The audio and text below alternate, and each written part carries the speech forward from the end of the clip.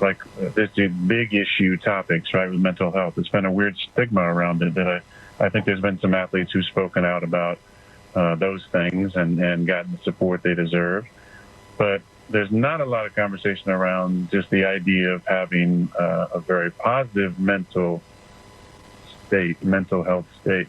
And I think there's a lot to it that I've learned, that I've focused on in the off season, about how to take care of myself, not the total package, not just my physical self, the workouts, but my spiritual self with my own mindful practices, my mental health as well.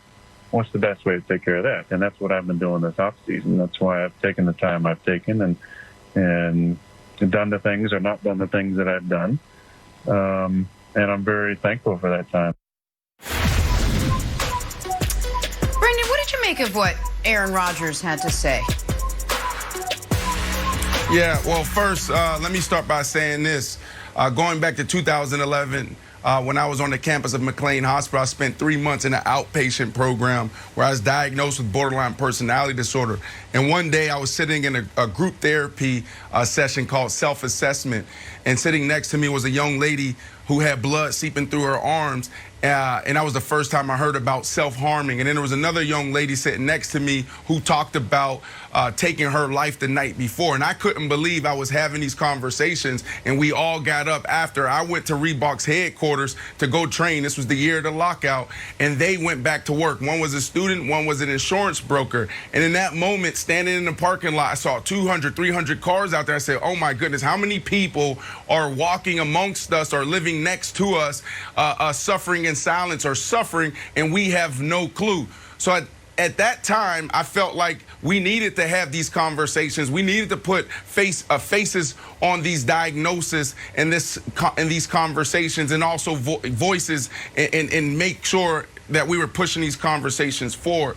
Now, what Aaron Rodgers is talking about is interesting, right? Because when I first saw this, I was like, man, is this dude making an excuse about why he's not there? And when you listen to it, you know, it's like, oh, he's talking about mental health and mental fitness, because let's not get it twisted. There's two off seasons that he's having. There's a business off season with the Packers where he came out and other people came out and said, look, I'm not happy here, okay?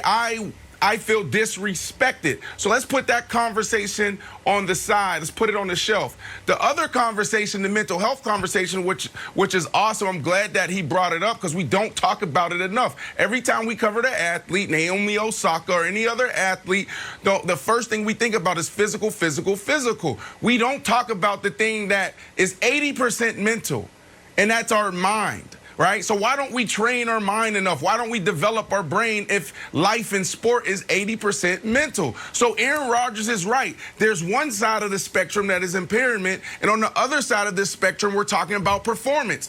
When we talk about mental health, we live on this side too much. We're talking about depression, anxiety, which is fine. There's almost 320 million Americans, and almost 100 have a diagnosis, live with something. So we dominate that side of the conversation.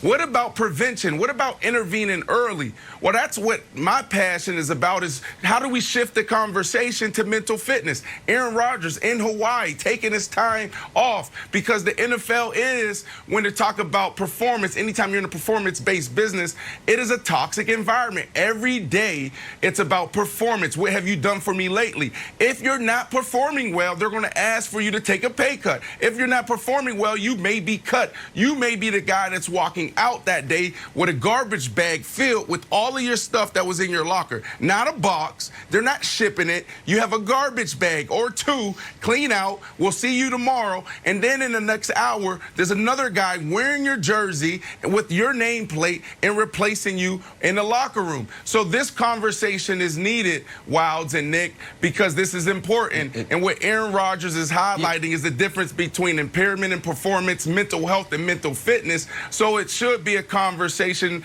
that we talk about more, because guys in all walks of life and women in all walks of life need to take time to really see where they're at spiritually. They need to see where they're at holistically. So hats off to Aaron Rodgers for starting this conversation. No, I thought nearly everything Aaron said was great. The one part where he's like, the loudest guy isn't the smartest. I'm like, I totally disagree with that. But everything else I thought was really smart behind. And I think, Brandon, he keyed in on something really important, which is not just these shows, in just regular life. If someone says, you know, I'm dealing with a mental health issue, we do, at least I, maybe not you because you've been, you know, trained and you've studied in this area, but my mind does go to the extremes. It's like, oh, you're in crisis. Right. Like, what can we do? Like, we do think about suicide. We do think about depression, you know, clinical diagnosed depression. And what he said was nuanced and I thought really interesting, which is, he didn't say this part, but I'm going to add it for him. When we talk about an athlete injury, it's not, well, either you've torn your ACL or you're totally fine. We all the time with the body, it's like, no, I can still run, I can still play, but I feel like I tweaked a little something. Or I feel like I need, you know, a little extra maintenance on my hamstring, something like that. And when we have these discussions about mental health, we don't ever talk about it in those terms. Like, no, I'm good. I'm not thinking about self-harm. I've never thought about suicide. I'm not depressed, but I am feeling a little extra anxious. Or I am, you know, I'm wondering why I should be a little happier than I am. Why am I not?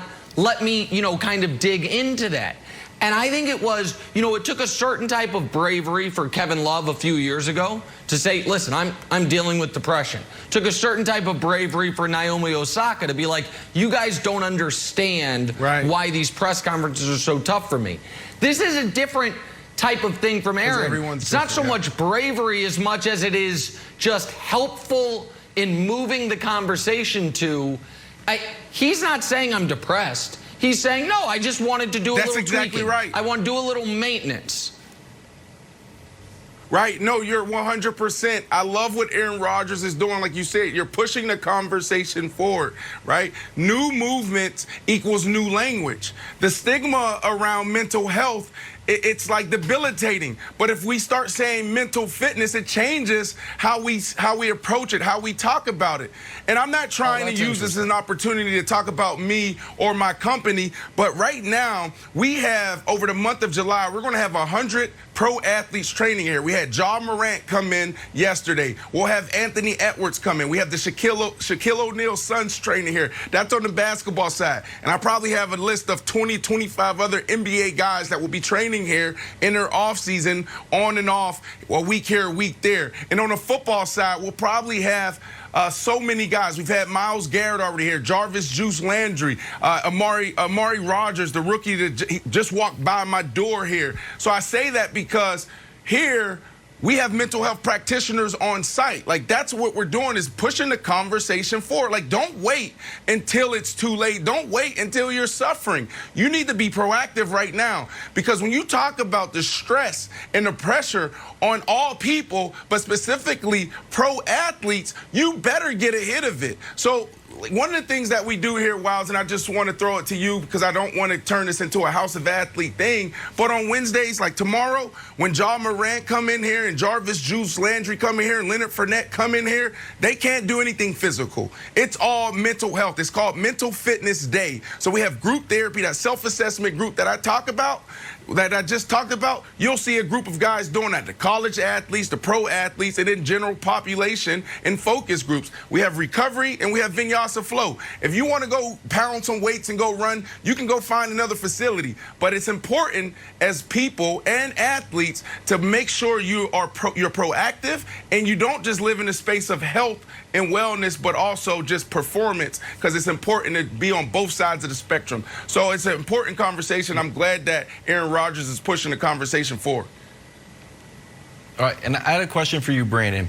How do you think that ends up manifesting in everyone's professional world, whether you're an athlete, whether you were a dentist, whatever you're doing? I think the mental health, mental fitness, I, maybe mistakenly, always put those in sort of two different categories. And when I think mental fitness, I may have an arcane view of it of like, all right, there's flashing lights and you've got to hit them. But like, how do you see mental fitness bringing people to the next level, whether you're an athlete or peak performance, whether you're an orthodontist? Peak performance. Let's just talk about the pros, right? Like, it was up until 3 years ago where it was mandated that every organization, every team had a clinician on staff. Like, it was at their discretion. Some teams had them, some teams don't. They made that change a couple years ago, which is interesting to me because we keep saying this. This is a thing.